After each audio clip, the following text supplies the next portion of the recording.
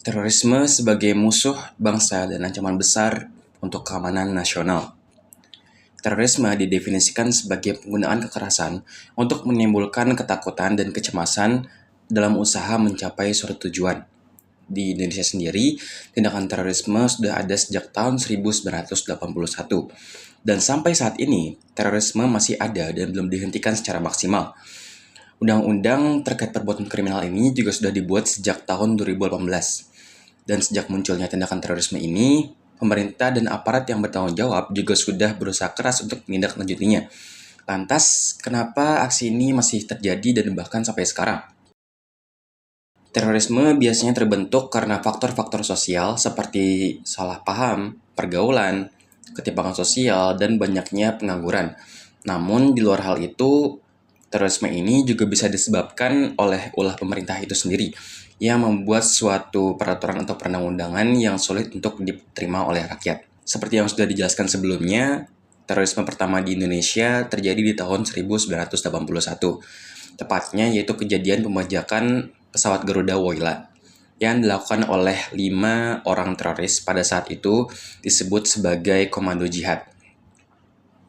Komando Jihad sendiri adalah kelompok ekstremis yang mengatasnamakan Islam. Perbuatan terorisme itu bertujuan sebagai bentuk komunikasi kepada pemerintah yang bertugas untuk membebaskan para tahanan politik yang juga termasuk kelompok dari para teroris tersebut. Rincinya, perbuatan terorisme ini dilakukan dengan membajak pesawat Garuda Woyla dengan senjata api dan granat yang mereka todong kepada awak pesawat dan 57 penumpang sebagai sandera. Aksi itu berhasil diberhentikan oleh pemerintah dengan mengirim pasukan elit ke Thailand yang dikabarkan sebagai bandara negara yang akan dilepas landasi oleh pesawat yang dibajak oleh teroris tersebut. Operasi ini berjalan dengan lancar dengan bantuan oleh otorisasi dari Thailand itu sendiri. Sejak peristiwa terorisme pertama yang terjadi di Indonesia, terdapat banyak dampak yang disebabkan olehnya. Beberapa di antaranya yaitu 1. Peristiwa ini bukanlah menjadi aksi terorisme pertama dan terakhir karena berhasil diamankan dan diselamatkan oleh pemerintah. Namun, justru memotivasi kelompok-kelompok lain yang sebelumnya tidak mempunyai keberanian untuk melakukan aksi ini. Lalu yang kedua, mendorong adanya perubahan terkait keamanan nasional sebagai antisipasi mencegah terjadinya peristiwa tersebut kembali. Lalu yang ketiga, munculnya narasi besar yang terus diangkat oleh masyarakat terkait terorisme sebagai ancaman bangsa dan musuh bangsa, walaupun belum begitu kuat. Aksi terorisme sudah dibuka sejak tahun 1981 yang berdampak pada anggapan masyarakat bahwa terorisme adalah musuh bangsa. Tidak berhenti di situ, terorisme masih terus berlanjut dan semakin memperkuat narasi besar masyarakat terhadap kelompok kriminal ini. Beberapa kejadian terorisme yang terjadi sejak usianya peristiwa pada tahun 1981, antara lain, yang pertama, bom Candi Borobudur pada tahun 1985, dengan tujuan yang dikabarkan pelaku sedang berjihad. Lalu yang kedua, bom di sejumlah wilayah Indonesia pada tahun 2001 dan 2002, yang sampai menghancurkan kedutaan besar Filipina dan Malaysia, serta menghancurkan banyak sekali gereja di wilayah sekitar Indonesia, seperti Jakarta, Mojokerto, Bandung, Sukabumi, Pangandaran, Batam, dan Pekanbaru. Aksi ini dilakukan oleh sekelompok teroris Jamaah Islamiyah yang memiliki motif sekali lagi untuk berjihad. Yang ketiga, pengeboman di sejumlah aparat keamanan negara pada tahun 2003. Lalu yang keempat, bom yang kembali meledakkan gereja pada tahun 2004. Aksi-aksi terorisme tersebut semakin membesar setiap tahunnya. Setiap peristiwa terjadi dan memiliki pengaruh besar di masyarakat. Semakin banyak narasi-narasi yang dibuat oleh masyarakat, bukan hanya narasi biasa yang memuat hal umum dan mewakilkan seluruh kondisi masyarakat, melainkan narasi yang mulai mengangkat dan mengutamakan suatu kelompok hingga terjadi suatu diskriminasi sosial. Puncak aksi terorisme yang membuat pemerintah akhirnya melakukan tindakan penting adalah peristiwa pengeboman di Bali yang dimulai di tahun 2002 dan diakhiri di tahun 2005. Aksi ini sekali lagi diperbuat oleh sekelompok organisasi Jamaah Islamiyah yang memiliki motif berjihad. Serangan ini dimulai di tahun 2002 yang mengakibatkan hilangnya nyawa warga Australia terbesar akibat aksi terorisme.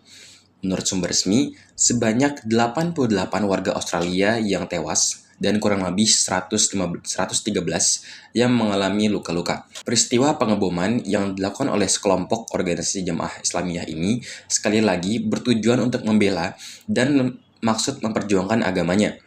Mereka menganggap bahwa warga asing yang kebanyakan berlibur di Bali adalah bagian dari musuh Islam karena campur tangan mereka terhadap konflik yang terjadi di berbagai wilayah Islam di seluruh negara seperti Afghanistan, Syria, Palestina, dan lainnya. Serta kondisi dari daerah Bali sendiri yang memberikan simbol kemaksiatan dari banyaknya tempat-tempat yang disebut haram oleh kelompok teroris tersebut dan gaya masyarakat lokal yang ikut terbawa kebaratan.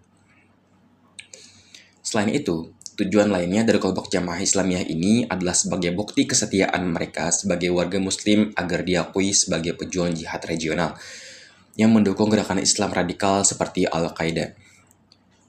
Al-Qaeda adalah kelompok Islamiyah yang bermotif jihad yang berasal dari Arab. Al-Qaeda sendiri berarti dasar atau pangkalan.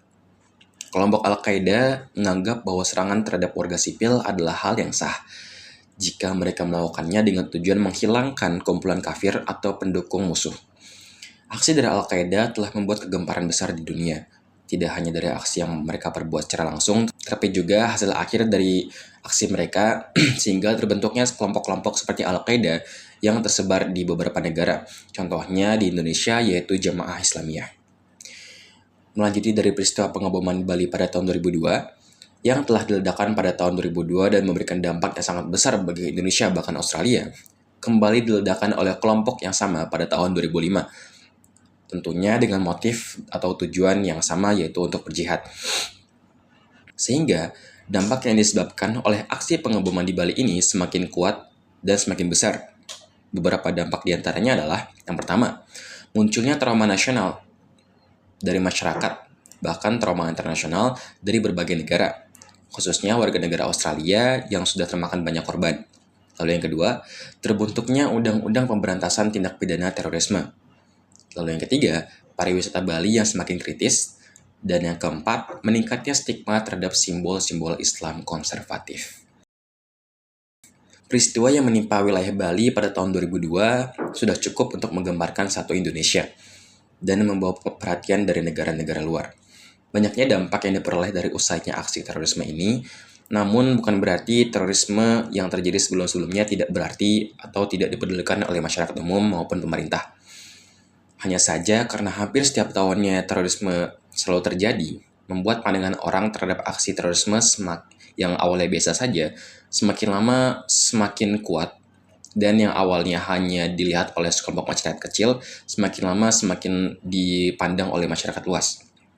Dampak utama yang masih dirasakan sampai sekarang setelah tragedi terorisme sampai pada aksi bom Bali pada tahun 2002, yaitu yang pertama, terbuatnya undang-undang anti-terorisme yang sampai sekarang masih dipegang teguh oleh pemerintah.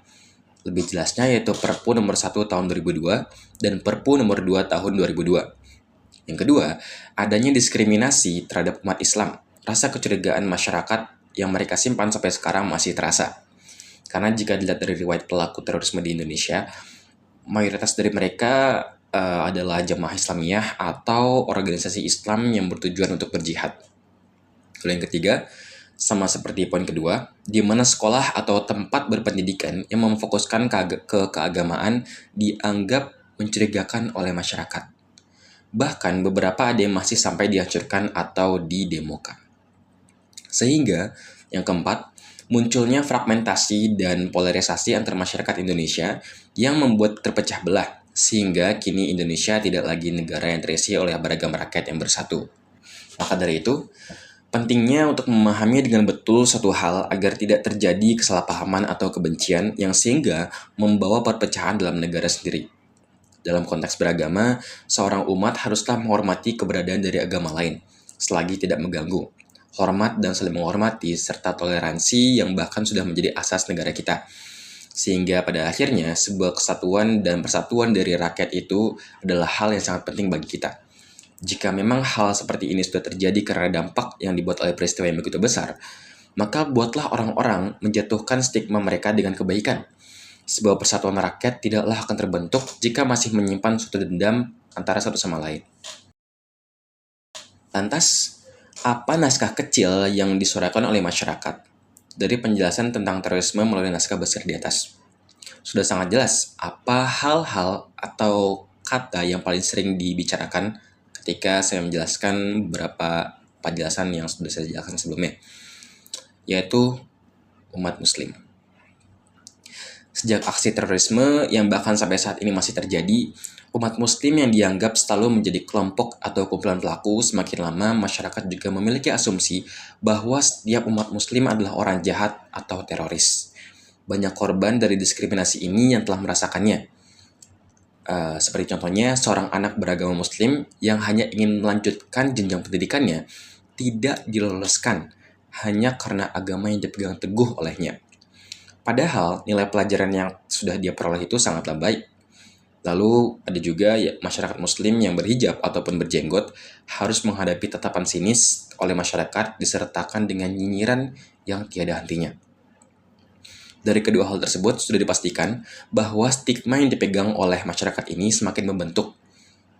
Rasa saling menghormati yang seharusnya diberikan kini berubah menjadi rasa membenci. Sementara itu, rakyat masih saja bertanya dan protes kepada negara mereka sendiri. Seperti, di mana kesatuan rakyat yang dipegang teguh oleh negara ini?